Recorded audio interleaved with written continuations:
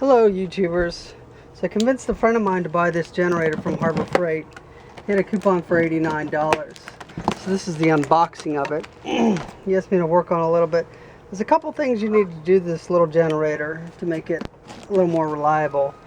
I've read reviews from people that own 5 of them that have businesses, and I'm following the advice that they gave about what to do to keep things from rattling loose. The absolute first thing you need to do is change the Bonon spark plug that it comes with. So it comes with a little manual, so I'll take a look at that maybe in a minute if I feel like it. So I can see the gas tank doesn't come on it. Here's the gas cap. Looks like it's got a little plug wrench, got the handle here. So I'm going to go ahead and put those on there. It does come with this little measuring cup inside the gas tank. It's got little numbers on there so that you can mix the oil appropriately, and it's got this little plastic screen filter, which all generators come with. The first thing I'm going to do is change out this cheap Bonon spark plug. The auto parts store at cross-referenced the plug that was in there with an Autolite 65. I've read Autolite 64, I've read NGK. I think I put an NGK in my other friend's generator. See what this plug looks like. My other friend's plug had a bunch of crap in it. This one actually looks fine. That's what it looks like, but I'm going to change it out anyways. I'm going to put an Autolite plug in there if I keep that Bonon. My other friend's plug, like I said, had a bunch of garbage packed in it. So here's my Autolite 65 that I'm going to put in there. That's straight away. That's the first thing to do. Actually, before I wind that in there, I want to check depth on this, make sure it's the same.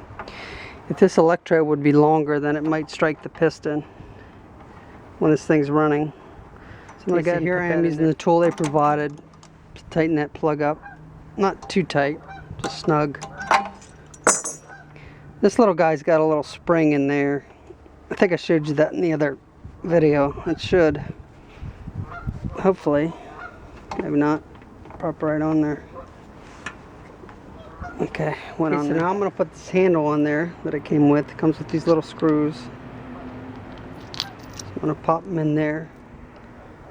Okay, well there's a couple places that things rattle loose. I've never worked on these little generators before, except that other one I tried for my friend. So I'm going to tell you about them, but it's the intake to the engine and the reed box. So I've never worked on this, so I'm going to take the gas tank off first so I can look at it and see if I can get to it. Socket. Got my ratchet handle here. Got my 10mm socket. So I'm going to take this off, see if I can look under there. The tank is loose. Again, I'm going to use my trusty multi-tool. It's got a little spring clamp on it. So I've got the spring clamp off there. I've got the gas tank off of there. So I can see the carburetor and all that. These are what the little spring clamps look like. Hopefully you can see that for fuel line and stuff. And you put pressure on these 2 tabs here and this whole thing opens up. Okay, and looking at it, looks like this plastic piece here comes right off. So I'm going to take these 2 screws out and try to take the whole thing off so I can get at that carburetor and tighten it. Okay, so FYI, this piece comes right off once you get those 2 screws out, and the air filter's in there. This is the air filter.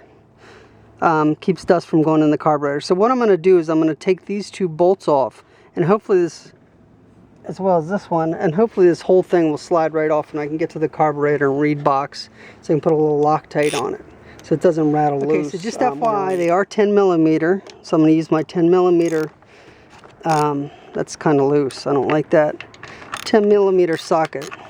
So is this. I can see a gasket in there, so that's actually pretty good to unscrew. So I have these 2 nuts taken off these studs, and I have that bolt taken off. I'm going to go ahead and try to pry this off there. I see this metal piece going into what's the carburetor is nice and loose. So I'm going to go ahead and take that off so it doesn't get in my way. And there we go. So I pried this whole plastic piece off. It's got the air filter in there. It's got the electrical outlet in there. And now I can see, hopefully you can see too, the carburetor. So what I'm going to do, that's interesting. Alright, so what I'm going to do is I'm going to take each one of these bolts out one at a time, and I'm going to put some Loctite on, and I'm going to put them back in there nice and tight so they don't rattle loose. These studs here, I'm going to put a little Loctite when I put it back together. Hopefully you can see that on these nuts that hold this plastic piece on with the electrical outlet on it. So let's see, hopefully that's a 10 millimeter. And that's a little hard to get to. I'm going to go find a 10 millimeter wrench. Okay, so just FYI, I've got some green, this is called medium strength Loctite thread locker. So I've kept this inside so it's nice and warm. And I'm going to put it in my pocket now till I'm ready to use it so it keeps nice and warm. It's a little cold out today. I'd say it's about 40 degrees. So I'm going to go ahead and loosen these one at a time, and I'm going to put thread locker on them, Loctite. And I've got my 10 millimeter wrench, and I can tell you a 9 is just too small to go on there. And that is actually nice and tight, but I've heard that it comes loose. So I'm going to do these one at a time. Okay, so I have my bolt out of the reed box, which is on the other side of this carburetor. Looks like an intake manifold, but the reed box is supposed to be in there. So I've got my medium strength green thread locker here. So I'm putting a little on that bolt, and I'm going to feed it back in there. And I'm going to go ahead and tighten it in there. But I wanted to show you what it looked like. So I'm going to use my 10 millimeter. I'm going to wind it in with my fingers as far as it'll go. And then I'm going to use my 10 millimeter wrench again. Since these are all Ford tight, I'm not going to bother cross tightening them because all these are tight and I'm taking them out one at a time. You should always cross tighten with aluminum because what you'll do is you'll end up warping the aluminum. So I've got that in there, and I'm using my 10 millimeter wrench. I'm going to go ahead and torque that down. So that's one bolt that I've already done. FYI, this bolt is a little hard to get to, so I've actually slid that carburetor out. It's on those studs that are permanently mounted in there, so you don't have to worry too much about it. Okay, so I have all four of these reed box bolts tight. So I'm going to go ahead and slide the carburetor back on there. Now, like I said, there's gaskets in there. So I'm going to try to get this carburetor on there without tearing the gasket. I'll be careful. There we go. Now, the reason this is important is because of two reasons. Any engine where the carburetor comes loose from the engine, you'll get a vacuum leak in there. So air will leak in around this and it'll run real lean. That's especially critical when you're talking about a two-stroke, because two-stroke cools via the oil and the gasoline. So anyway, that's back on there. So now I'm going to put this plastic piece back on there. I'm going to go ahead and Loctite all this in so this is nice and tight. Now the only thing holding this carburetor on is this plastic piece and those two little nuts that were on there. That's what holds this tight, so that's why you want to Loctite it before you even start. Okay, now I put Loctite on there, and just to keep that from rattling loose, since this is just plastic and I don't have to worry about keeping it nice and clean and not warping it, I'm going to go ahead and torque this down just to right there. You have to be careful because it's going into aluminum block and you don't want to strip that out. So next I'm going to put my two nuts on. Okay, now that this is nice and tight, I'm going to go ahead and put Loctite, these two little nuts that actually hold the carburetor onto the engine. I want that nice and tight. I don't want any vacuum leaks in there, and I don't want the engine running lean. So I put my thread locker on there, my Loctite. So I'm going to go ahead and put both these nuts on there.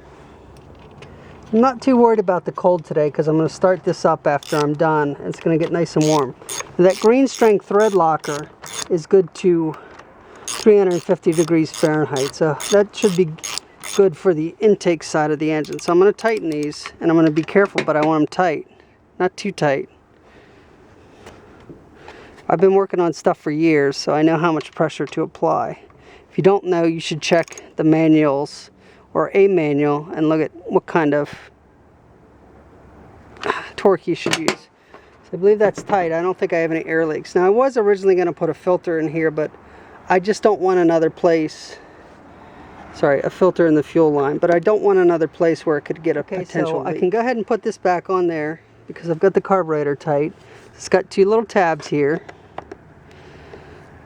and they fit right in there.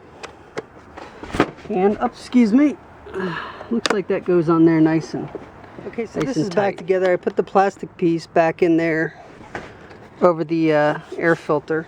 So now I'm going to put the tank just back on. showing you how I'm getting this fuel line back on there. See, I've got it kind of mounted on there, and I can reach in there. Hopefully, I can get this on there like that by reaching in the front. Yeah, it's going on there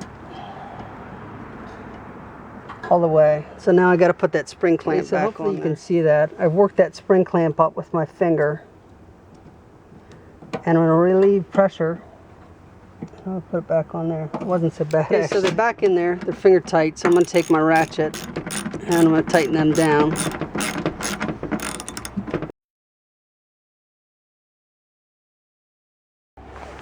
Okay, I just wanted to show you this. So I've got a gallon gas can. It says on the side 1 gallon. And I've got my 2-cycle oil, Pennzoil, I got at the parts store. Now if you look at the back, it says if you mix this whole container with a gallon of gas, you get 40-to-1, which is what I want. It says if you mix it with a gallon and a quarter of gas, you get 50-to-1. And if you mix it with 3/4 gallon, you get 32-to-1. So you get a gallon tank and you put this whole thing in there. And that gives you your proper mixture. Put that on choke. Wish me luck.